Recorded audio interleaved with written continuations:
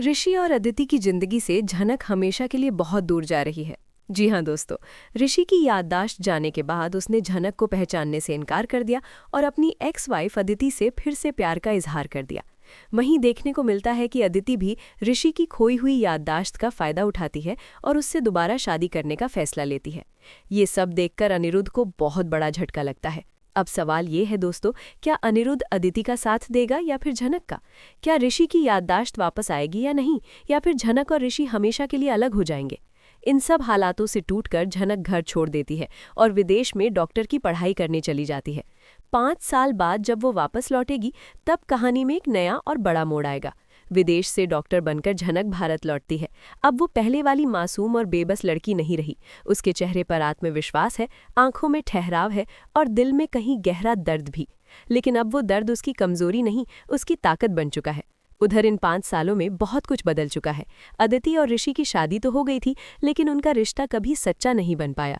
ऋषि के दिल में हमेशा एक खालीपन रहा। उसे अक्सर कुछ अधूरी यादें सताती रहीं। एक आवाज़, एक चेहरा, एक नाम, झनक।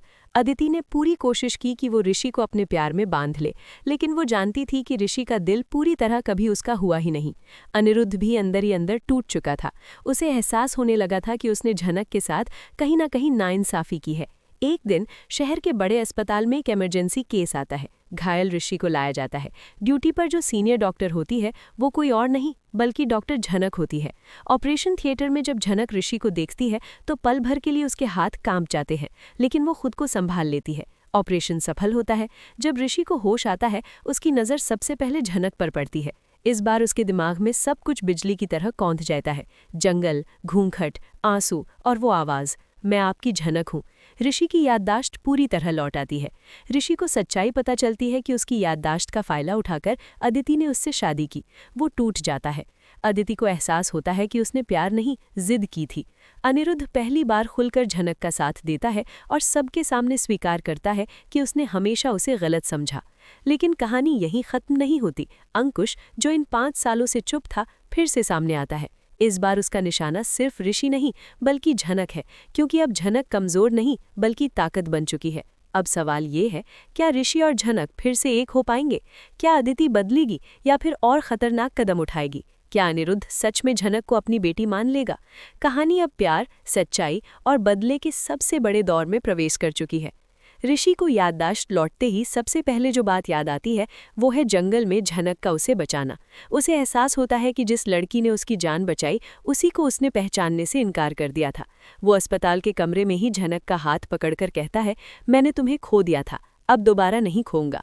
लेकिन झनक इस बार चुप रहती है। वो अब वही पुरानी भावुक लड़की नहीं रही। वो शांत स्वर में कहती है, डॉक्टर झनक के लिए मरीज सिर्फ मरीज होता है ऋषि। उसकी ये दूरी ऋषि को अंदर तक तोड़ देती है। अदिति को जब सच पता चलता है कि ऋषि की याददाश्त लौट आई है तो उसकी दुनिया हिल जाती है।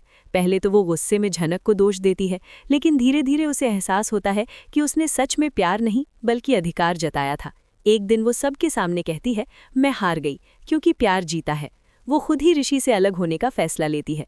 लेकिन क्या सच में अदिति बदल गई है या उसके मन में अभी भी कोई तूफान बाकी है? इसी बीच एक पुरानी रिपोर्ट सामने आती है, डीएनए टेस्ट की सच्चाई। सालों पहले जो सच छुपा दिया गया था वो अब उजागर हो जाता है। झनक ही अनिरुद्ध की असली बेटी है। अनिरुद्ध सबके सामने टूटकर कहता है, मैंने अपनी ही बेटी को ठुकरा दिया, मुझे माफ कर दो। ये सुनकर झनक की आंखों में आंसू आ जाते हैं, लेकिन वो तुरंत गले नहीं लगती। वो कहती है, रिश्ते खून से नहीं भरोसे से बनते हैं। अंकुश, जो जेल से बाहर आ चुका है, अस्पताल में आग लगाने की साजिश करता है। उसका मकसद है झनक को खत्म करना। लेकिन इस बार झनक अकेली नहीं है, ऋषि उसके साथ खड़ा है। अनिरुद्ध भी उसके लिए ढाल बन जाता है। क्लाइमेक्स में अंकुश की साजिश नाकाम हो जाती है और वो हमेशा के लिए गिरफ्तार हो जाता है। सब कुछ शांत होने के बाद ऋषि झनक के सामने फिर से खड़ा होता है। क्या मुझे दूसरा मौका मिलेगा? झनक कुछ पल सोचती है, फिर कहती है, मौका मिलेगा, लेकिन इस बार बराबरी के साथ। दोनों की नई शुरुआत होती है, बिना झूठ, बिना गलतफहमी। कहानी यहीं खत्म नहीं होती। अदिति शहर छोड़ने से पहले एक रहस्यमयी मुस्कान के साथ कहती है, खेल अभी खत्म नहीं हुआ।